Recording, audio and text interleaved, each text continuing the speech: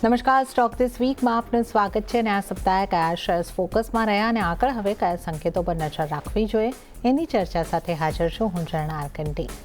તો આ સપ્તાહના બજારની આપણે વાત કરી લઈએ તો સાપ્તાહિક ધોરણે આપણે જો બજારમાં જોઈએ તો બજાર મિશ્ર કામકાજ બતાવ્યું, કારણ કે નિફ્ટી સેન્સેક્સ જે છે એ મજબૂતી તરફ બંધ થયા છે, પરંતુ બેંક નિફ્ટીની ચાલ અલગ રહી છે. તો વાત કરી લઈએ સેન્સેક્સથી શરૂઆત કરીએ. સાપ્તાહિક ધોરણે 0.86% મજબૂતી બની છે. 77,763 ઉપર સેન્સેક્સનું ક્લોઝિંગ આપણને જોવા મળ્યું છે. નિફ્ટીની વાત કરીએ તો અહીંયા પણ 0.89% મજબૂતી બની 24,270ની ઉપરનું ક્લોઝિંગ આપણે અહીંયા આગળથી જોયું છે. તો નિફ્ટીમાં 24,200ના સ્તર જળવાયા છે, એ એક મહત્વની બાબત આ સપ્તાહ માટે રહી છે. પણ બેંક નિફ્ટીમાં અંડર પરફોર્મન્સ જોવા મળ્યું છે અને સાપ્તાહિક ધોરણે 0.41%નું દબાણ જોવા મળ્યું છે અને બેંક નિફ્ટી 57,938 ઉપર બંધ થયો છે. વાત કરી લઈએ મિડ કેપ અને સ્મોલ કેપની, તો મિડ કેપમાં 0.64%ની મજબૂતી સાપ્તાહિક ધોરણે રહી અને 62,190 ઉપર બંધ, પણ સ્મોલ કેપમાં 2%ની સારી મજબૂતી સાથેનું ક્લોઝિંગ આપણે જોયું છે અને 19,175 ઉપર આપણે અહીંયા આગળથી સ્મોલ કેપ સાપ્તાહિક ધોરણે બંધ થતા જોયા છે. હવે કયા સેક્ટરે સપોર્ટ કર્યો છે એની જો આપણે વાત કરી લઈએ તો નિફ્ટી રિયલ્ટી આ સપ્તાહનો ટોપ સેક્ટર રહ્યું છે, જ્યાં 7.81%ની મજબૂતી બની છે. ત્યારબાદ ફાર્મા સેક્ટરમાં પણ મજબૂતી રહી છે 3.11%ની, હેલ્થકેરમાં પણ લગભગ 3%ની મજબૂતી અને કેપિટલ માર્કેટના સ્ટોક્સ જે છે આ સેક્ટરમાં પણ લગભગ 2%ની આસપાસની મજબૂતી રહી છે. પણ નિફ્ટીને ડ્રેક કરનારા સેક્ટર કયા રહ્યા એની જો આપણે વાત કરી લઈએ તો પીએસયુ બેંકમાં સૌથી વધારે દબાણ બન્યું છે 2.62% જેટલું અને એનર્જી સેક્ટરની અંદર 1.16%નું દબાણ આવતું આપણને જોવા મળ્યું છે. તો આપણે સેક્ટર્સની વાત કરી અને હવે જો આપણે આવી જઈએ સ્ટોક ઉપર, આ સપ્તાહના ટોપ ગેઇનર સ્ટોક કયા રહ્યા એ જોઈ લઈએ. ઇટરનલ 10.39%ની શાનદાર મજબૂતી ઇટરનલે બતાવી છે. બજાજ ફિનસર્વ 7.42%ની મજબૂતી, અદાણી એન્ટરપ્રાઇઝ 5.73%ની મજબૂતી અને બજાજ ફાઇનાન્સમાં 5.20%ની મજબૂતી જોવા મળી છે. ઘટનારા નિફ્ટી 50ના સ્ટોક્સ આ સપ્તાહના કયા રહ્યા એ જોઈ લઈએ. એલએનટીમાં 4.50%નું દબાણ બન્યું છે. આઈસર મોટર્સ 3.40% દબાણ સાથે બંધ થયો છે આ સપ્તાહમાં. એચડીએફસી લાઈફમાં 3%નું દબાણ, તો કોટક મહિન્દ્રા બેંકની વાત કરીએ તો આ સપ્તાહમાં ત્યાં પણ 3%નું પ્રેશર આવતું આપણને જોવા મળ્યું છે. તો આ નિફ્ટીના ટોપ ગેઇનર્સ અને ટોપ લૂઝર્સ આપણે જોઈ લીધા છે આ સપ્તાહના, અને હવે આવતા સપ્તાહની તૈયારી કરવાની માટે આપણે ચર્ચા કરીશું. આ માટે આપણી સાથે આનંદ રાઠી શહેરના જીગર પટેલ જોડાઈ ગયા છે. જીગરજી, સ્વાગત છે આપનું સીએનબીસી બજાર પર. અને આપણે જે રીતે જોયું કે નિફ્ટી લીલા નિશાનમાં સપ્તાહમાં આપણને બંધ થતો જોવા મળ્યો છે અને 24,200ની ઉપરના સ્તર અહીંયા આગળથી ક્લોઝિંગમાં આવતા જોવા મળ્યા છે 24,270. તો હવે આપ આવનારા સપ્તાહ માટે કઈ રીતે નિફ્ટીની ચાલને જોઈ રહ્યા છો, અને સામે આપણે બેંક નિફ્ટીને જોઈએ તો એ નેગેટિવમાં બંધ થઈ છે, તો નિફ્ટી બેંક નિફ્ટી આ બંને માટે આપની આવતા સપ્તાહ માટે કઈ રીતની સલાહ રહેશે? સૌથી પહેલા તો નિફ્ટીની અગર વાત કરીએ તો છેલ્લા 2 અઠવાડિયાથી જે રેન્જ બાઉન્ડ ટ્રેડિંગ હતું સમવેર બિટવીન લોઅર એન્ડમાં 23,800 અને ઉપરમાં 24,200. આની પહેલા પણ 25 તારીખે અટેમ્પ્ટ થયો હતો બટ ફેલ ગયો. બટ ઓવરઓલ આજે ગેપઅપના રૂપે એક બ્રેકઆઉટ જોવા મળ્યો છે. નો ડાઉટ એન્ડમાં અગર જોઈએ તો half of the gains give up કર્યા છે નિફ્ટીએ. ગેપઅપ હતું અરાઉન્ડ 160-170 પોઈન્ટ્સ. અગર જોઈએ તો ગેઇન્સ પણ હતા during the day. But overall જે રીતે સ્ટ્રક્ચર છે પોઝિટિવ જ છે. જે સ્ટાન્સ અમારો 2 થી 3 અઠવાડિયાથી છે બાય ઓન ડિપ્સ એ જ રહેશે. કરન્ટલી ક્લોઝિંગ 24,270 દેખાડે છે, એટલે નેક્સ્ટ વીક જે રીતે આજના સેશનમાં એક પુલબેક આવ્યો છે કે પ્રોફિટ બુકિંગ આવી છે હાયર લેવલ્સથી, તો એક હજી પણ 50-60 પોઈન્ટ કે 70 પોઈન્ટ સુધીનું પુલબેક એક્સપેક્ટેડ છે. મે બી આજનો જે ગેપ હતો એ ક્લોઝ થઈ શકે છે મંડે. અને ઓવરઓલ જે એવરેજીસની વાત કરીએ 50 અને 20ના એક્સપોનેન્શિયલના ઉપર જ ટ્રેડ કરે છે અને ઇચીમોકુ ક્લાઉડના ઉપર જ બ્રેકઆઉટ પણ જોવા મળી રહ્યો છે. એટલે નિફ્ટીમાં બાય કરવાની સલાહ છે, બટ પુલબેક હજી પણ 50-60 પોઈન્ટ નીચે આવે તો આપણે બાય કરશું. અને એ કેસમાં આપણે સ્ટોપ લોસ લગાડશું 24,100ના નીચે ક્લોઝિંગ બેસિસ ઉપર અને ટાર્ગેટ લઈને ચાલશું 24,550નો. અને બેંક નિફ્ટીની વાત કરીએ છીએ, બેંક નિફ્ટીમાં આ જ પર્ટિક્યુલર વીકમાં એક અંડર પરફોર્મન્સ છે અને આ વસ્તુ એક્સપેક્ટેડ હતી. બીકોઝ અગર આપણે બોટમથી નિફ્ટી અને બેંક નિફ્ટીને કમ્પેર કરે તો ઇન ટર્મ્સ ઓફ પર્સન્ટેજ જોઈએ તો બેંક નિફ્ટી હજી પણ આગળ છે compare to the Nifty. Because જે 22,200ની બોટમ હતી નિફ્ટીમાં, એના પછી 24 200-300 એટલે 2000 પોઈન્ટ ત્યાં આગળ છે. અને ઓવરઓલ બેંક નિફ્ટીમાં જોઈએ તો 6,000 થી 6,500 પોઈન્ટનો આપણે પંપ બોટમથી જોયો છે. એટલે 2 થી 3 અઠવાડિયા સુધી તમને કન્સોલિડેશન જોવા મળે છે વીકલી સ્ટ્રક્ચર ઉપર. લોઅર એન્ડમાં 57,000 છે, હાયર એન્ડમાં 58,800 છે. અને ડેલી ચાર્ટની વાત કરીએ તો અગેન થોડું ઓવર એક્સટેન્ડેડ છે, બટ ઓવરઓલ અત્યારના બ્રેકઆઉટ ઝોન જે હતું 57,500 એના ઉપર સસ્ટેન થાય છે છેલ્લા 6 થી 7 દિવસથી. અને ઓવરઓલ ટ્રેન્ડ લાઇનનો સપોર્ટ પણ 57,000 આગળ જ છે. અને સાથે સાથે 20 દિવસની એક્સપોનેન્શિયલ પણ 57,100 આગળ છે. એટલે બાય કરવાની સલાહ રહેશે બેંક નિફ્ટીમાં. બટ બેંક નિફ્ટી જે રીતે આજે નેગેટિવ બંધ થયું છે એ રીતે એક્સપેક્ટેડ છે કે 200-250 પોઈન્ટ એક પુલબેક આવશે મંડે કે તો ટ્યુઝડેમાં. તો ત્યાં આગળ આપણે બાય કરશું. સ્ટોપ લોસ લગાડશું 57,500 ના નીચે. અને ઓવરઓલ 59,000 સુધીના એક ટાર્ગેટ એક્સપેક્ટેડ છે બેંક નિફ્ટીની અંદર. ઓકે, તો નિફ્ટી અને બેંક નિફ્ટી બંને ઉપર જીગર પટેલજીની જે સલાહ બની રહી છે ખરીદારી કરવાની, પરંતુ થોડું દબાણ અહીંયા કરતી એટલે નીચલા સ્તર અહીંયા કરતી થોડા મળે છે ત્યાંથી બાય કરવાની સલાહ જે છે બની રહી છે. નિફ્ટીની જો આપણે વાત કરીએ તો 24,550ના ટાર્ગેટ માટે ખરીદી કરીને ચાલો. 24,100નો તમારે સ્ટોપ લોસ ધ્યાને રાખવાનો રહેશે. અને બેંક નિફ્ટીમાં પણ અહીંયા કરતી ખરીદી કરીને ચાલવાની સલાહ બની રહી છે. બેંક નિફ્ટી માટે 57,500ના સ્ટોપ લોસ અને 59,000 સુધીના ટાર્ગેટ માટે ખરીદી કરીને ચાલવાની સલાહ જીગર પટેલ તરફથી મળી રહી છે. ત્યારે જ નિફ્ટી માટે અન્ય જે એક્સપર્ટ્સ છે એ કઈ રીતની સલાહ આપી રહ્યા છે એ પણ આપણે જોઈ લઈએ. તો પ્રુડન્ટ કોર્પોરેટ્સના પ્રદીપ હોચંદાણીની સ્ટ્રેટેજી પર નજર કરીએ તો નિફ્ટીને ખરીદી કરીને ચાલવાની સલાહ પ્રદીપજીની બની રહી છે. સ્ટોપ લોસ 24,100નો અને ટાર્ગેટ 24,480નો રાખવાની જે સલાહ છે એ અહીંયા કરતી પ્રુડન્સ કોર્પોરેટના પ્રદીપ હોચંદાણી તરફથી મળી રહ્યું છે. હવે આપણે નજર કરીએ મીરાઈ એસેટ શેરખાનના કુનાલ શાહની સ્ટ્રેટેજી પર નિફ્ટી માટે. એમણે નિફ્ટીને ખરીદી કરીને ચાલવાની સલાહ આપી છે. સ્ટોપ લોસ તેઓ જોઈ રહ્યા છે 24,100નો, ટાર્ગેટ 24,500 અને 24,600 માટે ખરીદી કરીને ચાલવાની સલાહ કુનાલજી તરફથી મળી રહી છે. તો આપણા ત્રણેય નિષ્ણાતો તરફથી નિફ્ટીને બાય કરીને ચાલવાની સલાહ.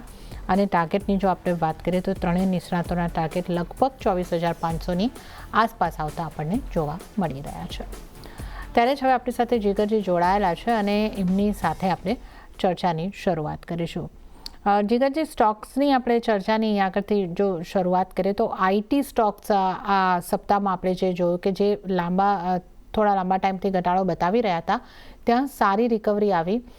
HCL ટેકમાં શુક્રવારના દિવસે સારી રિકવરી રહી છે અને સાપ્તાહિક ધોરણે પણ આ સ્ટોક અહીંયા આગળથી મજબૂત જ રહ્યો છે. સાપ્તાહિક ધોરણે જોઈએ તો 3.48%ની મજબૂતી અહીંયા આગળથી રહી છે. TCS થોડું ફ્લેટ બંધ થયું છે સાપ્તાહિક ધોરણે, પણ એક સારી રિકવરી બતાવી છે ઘણા બધા આઈટીના સ્ટોક્સે. તો HCL ટેક પર આપનો વ્યૂ કઈ રીતનો બની રહ્યો છે? આ ઉપરાંત અન્ય કોઈ આઈટી સ્ટોકમાં આપની સલાહ બનશે?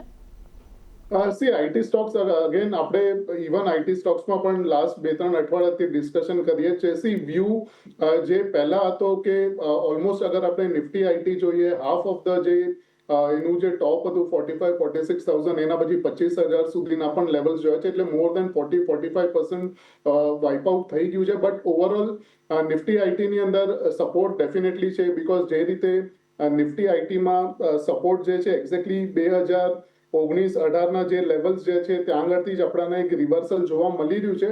એટલે આઈટી ઇન્ડેક્સમાં આપણને ઇમિડિયેટલી એક મોટું રિવર્સલ જોવા નહીં મળે. એક કન્સોલિડેશન ડેફિનેટલી જોવા મળશે. લોઅર એન્ડમાં 26,500 અને ઉપરમાં 29,000 આ 2,500 પોઈન્ટની જે રેન્જ છે ત્યાં સુધી કન્સોલિડેશન હજી પણ 2-3 અઠવાડિયા સુધી એક્સપેક્ટેડ છે. અને ઓવરઓલ અગર એકદમ ફાસ્ટ બાઉન્સ આવે છે તો એને રિવર્સલ આપણે નહીં માનીએ. બટ ઓવરઓલ જે રીતે સ્ટ્રક્ચર છે એ રીતે હજી પણ આની અંદર મોમેન્ટમ ઇન્ડિકેટર્સ જે છે હજી પણ ટર્નઆઉટ નથી ત્યાં હાયર લેવલ્સ માટે. બટ ઓવરઓલ જે રીતે HCLની આપણે વાત કરીએ છીએ એ રીતે HCLમાં અગર ટ્રેડિંગ કરવાની તો સલાહ નથી આઈટીના મોસ્ટ ઓફ ધ કાઉન્ટર્સમાં. બટ હા, આ પર્ટિક્યુલર લેવલ્સમાં અગર નેક્સ્ટ 3 થી 5 મહિનાનો વ્યૂ રાખીને બાય ઓન ડિપ કરી શકે તો ડેફિનેટલી કરવાની સલાહ રહેશે. બીકોઝ આ બધા રેટ વધારે ટાઈમ નીચે નહીં રહે. 2 થી 3 મહિનામાં આપણને એટલીસ્ટ અહીંયાથી 1,300-1,500ના લેવલ્સ HCLમાં જોવા મળી શકે છે. અને એ કેસમાં આપણે સ્ટોપ લોસ લગાડશું જે ઇમિડિયેટ જે લો ગઈકાલનો હતો 1,030નો ક્લોઝિંગ બેસિસ ઉપર. ઓકે, તો અહીંયા આગળથી જે ખાસ સલાહ બની રહી છે તમામ આઈટી સ્ટોક્સ પર ટ્રેડિંગ કરવાની અહીંયા આગળથી બિલકુલ સલાહ નથી. પણ જો એચસીએલ ટેકની આપણે અહીંયા આગળથી વાત કરીએ અને તમે 3 મહિનાનો વ્યૂ રાખતા હોય તો તમે અહીંયા આગળથી ખરીદી કરીને ચાલી શકો છો. બાય એન્ડ ડિપ્સ કરવાની સલાહ છે અને 1300થી લઈને 1350ના ટાર્ગેટ બની શકે છે. 1030નો સ્ટોપ લોસ રાખવાની સલાહ અહીંયા આગળથી બની રહી છે એચસીએલ ટેક ઉપર.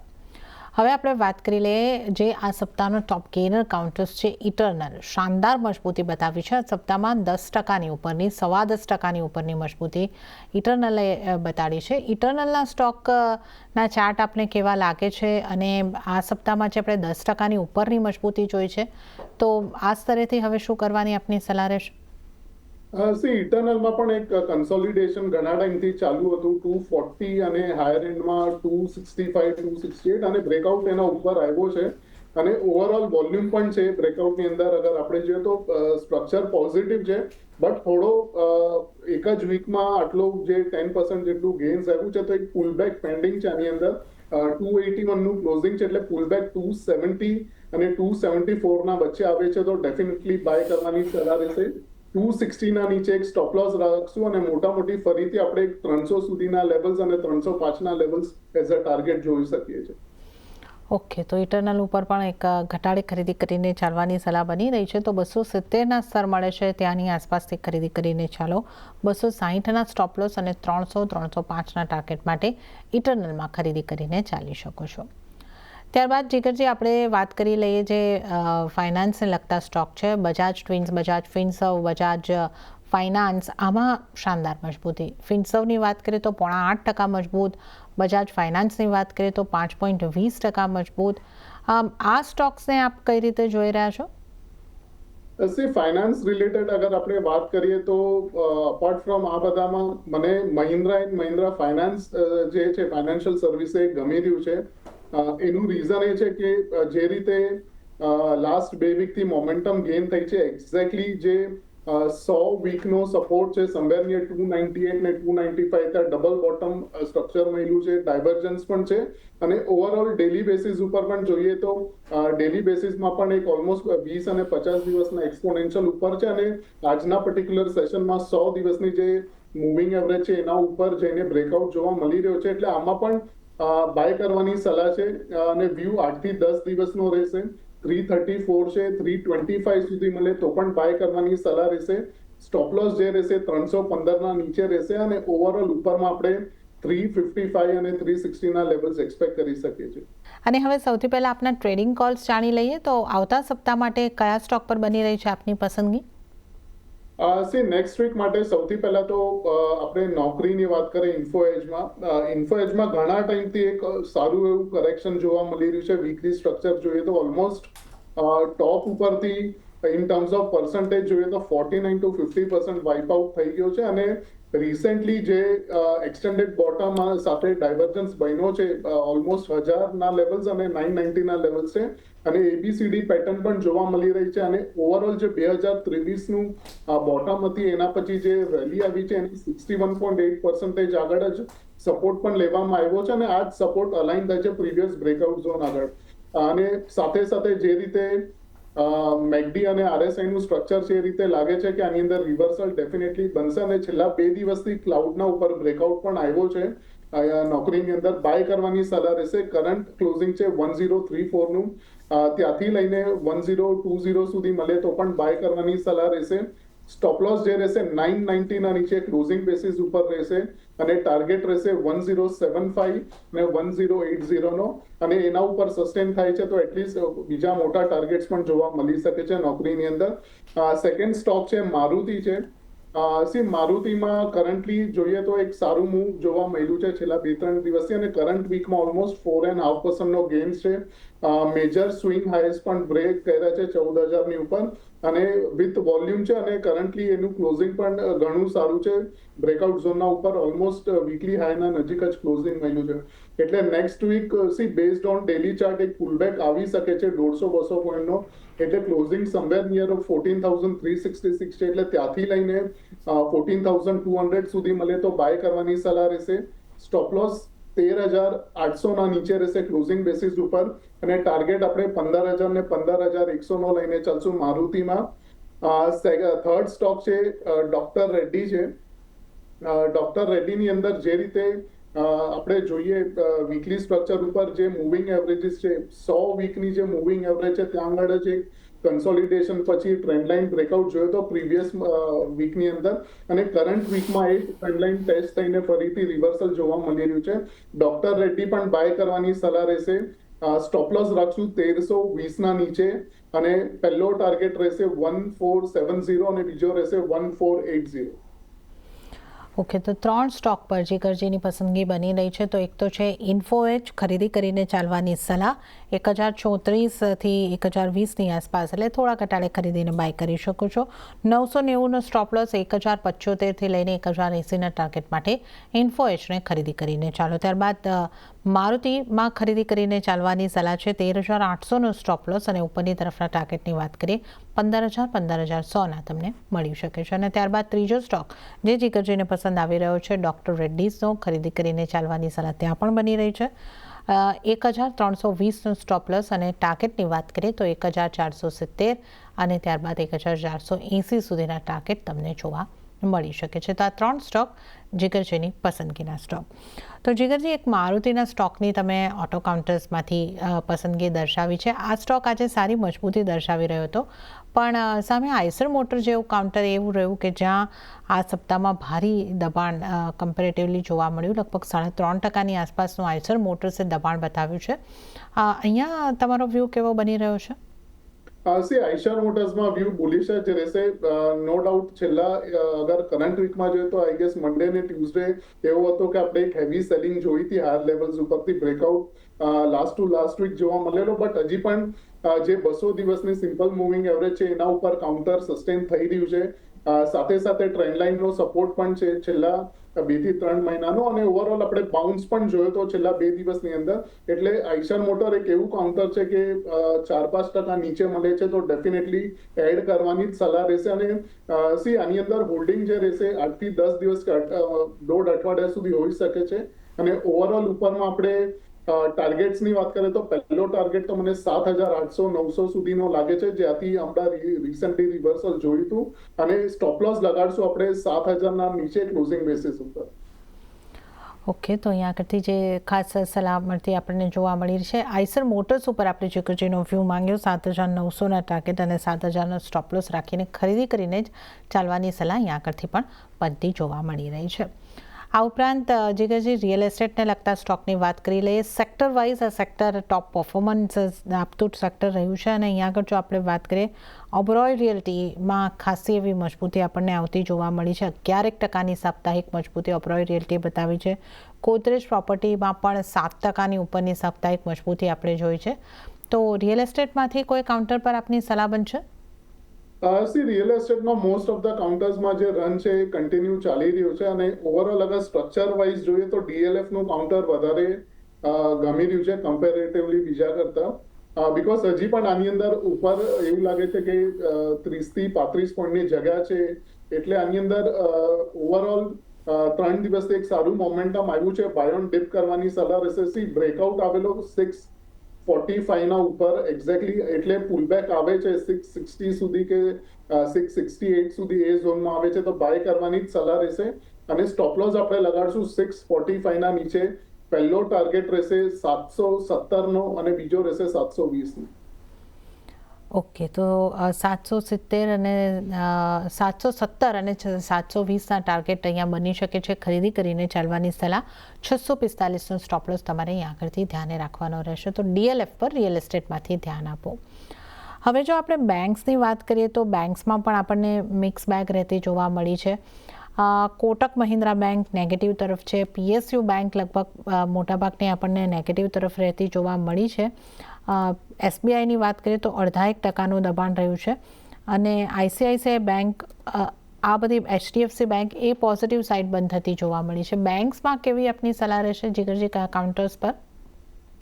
સૌથી પહેલા તો આઈસીઆઈસીઆઈ બેંકની વાત કરીએ તો ઓલમોસ્ટ જે રનઅપ હતું અને બેંક નિફ્ટીમાં પણ મેજર કોન્ટ્રીબ્યુશન છેલ્લા જે 5,500-6,000નું હતું રેલી બેંક નિફ્ટીમાં, એમાં આઈસીઆઈસીઆઈ બેંકનો વધારે કોન્ટ્રીબ્યુશન છે. બટ ઓવરઓલ એચડીએફસી બેંક હજી પણ એક મૂવ નીચેથી જે આવેલો 740 થી ઓલમોસ્ટ 810 808 સુધીનું, બટ ઓવરઓલ હજી પણ છેલ્લા 4-5 દિવસે કન્સોલિડેશન ચાલી રહ્યું છે 790 અને ઉપર 808 810 ના ઝોનમાં.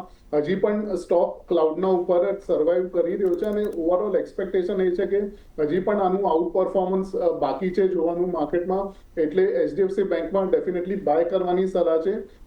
જે રીતે સ્ટ્રક્ચર છે એ રીતે એક્સપેક્ટેડ છે કે હજી પણ 1-2 દિવસ સાઇડવેઝ રહી શકે છે, એટલે કરંટ લેવલ્સથી 790 સુધી આવે કે 795 સુધી આવે બાય કરવાની સલાહ રહેશે. સ્ટોપ લોસ જે રહેશે 785 ના નીચે રહેશે ક્લોઝિંગ બેસિસના હિસાબથી, અને ઉપરમાં 820 830 સુધીના લેવલ્સ આપણે HDFC બેંકમાં જોઈ શકીએ છીએ. ઓકે, તો HDFC બેંકમાં ખરીદી કરીને ચાલવાની સલાહ, 785નો સ્ટોપ લોસ અને 820ના ટાર્ગેટ અહીંયા આગળથી જોવા મળી શકે છે. તો આપણે HDFC બેંકની અહીંયા આગળથી વાત કરી. આ સિવાય વધુ કાઉન્ટર્સની વાત કરી લઈએ. L&Tનું કાઉન્ટર છે આ સપ્તાહનું નિફ્ટી 50નું ટોપ લૂઝર કાઉન્ટર રહ્યું છે. 4.5%નું દબાણ અહીંયા આગળ બન્યું છે. જીગરજી, આના ચાર્ટ તમને કેવા લાગે છે? L&Tમાં જે રીતે સ્ટ્રક્ચર છે એ રીતે કરેક્શન એક્સપેક્ટેડ હતું, બીકોઝ કરેક્શન પહેલા ઘણા ટાઈમ સુધી એક ડિસ્ટ્રીબ્યુશન પણ જોયેલું સેકન્ડ વીક ઓફ જૂનમાં, અને એના પછી ટ્રેન્ડ લાઇન બ્રેકડાઉન પણ જોયો છે. બટ ઓવરઓલ હજી પણ સ્ટોક ક્લાઉડના ઉપર જ સપોર્ટ કરે છે અને સર્વાઈવ કરી રહ્યો છે. અને 200 દિવસની જે એક્સપોનેન્શિયલ એવરેજ છે, સિમ્પલ મૂવિંગ એવરેજ છે, એ પણ સમવેર નિયર 4000 અને 3900 વચ્ચે જ દેખાઈ રહી છે. એટલે કરંટ લેવલ્સથી પણ અગર નીચે પુલબેક આવે છે 30-35 પણ, તો બાય કરવાની સલાહ રહેશે L&Tમાં. અને ઓવરઓલ સ્ટોપ લોસ રહેશે 3880 ના નીચે, અને ફરીથી આપણે એક રિવર્સલ 4200 4300 સુધી જોઈ શકીએ છીએ L&Tમાં. L&T પર અહીંયા આગળથી થોડા ઘટાડે ખરીદી કરીને ચાલવાની સલાહ છે. 3880નો સ્ટોપ લોસ અને 4200 સુધીના ટાર્ગેટ તમને ફરીથી જોવા મળી શકે છે. તો આપણે L&Tના સ્ટોકની વાત કરી. અને આ સાથે જીગરજી, ફરી હવે આપની પાસેથી રજા લેવાનો સમય થઈ રહ્યો છે, તો આપના કોઈ ડિસ્ક્લોઝર? આજે આપણે જે પણ સ્ટોક્સ ડિસ્કસ કર્યા, નોકરી, મારુતિ અને ડોક્ટર રેડ્ડી, અમે ઓલરેડી ક્લાયન્ટને રેકમેન્ડ કર્યા છે. એમાં ના મારી કે ના કોઈ એસોસિએટની પોઝિશન છે. Thank you for having me on the show. જી જીગરજી, આભાર આપનો અમારી સાથે શો પર જોડાવા બદલ અને તમામ સ્ટોક્સ અંગે ચર્ચા કરવા બદલ. તો આ સાથે જ સ્ટોક ધીસ વીકમાં હાલ પૂરતું આટલું જ. હાલ મને આપશો રજા, પણ વધુ અપડેટ અને સમાચારો માટે આપ જોતા રહો CNBC બજાર. નમસ્કાર.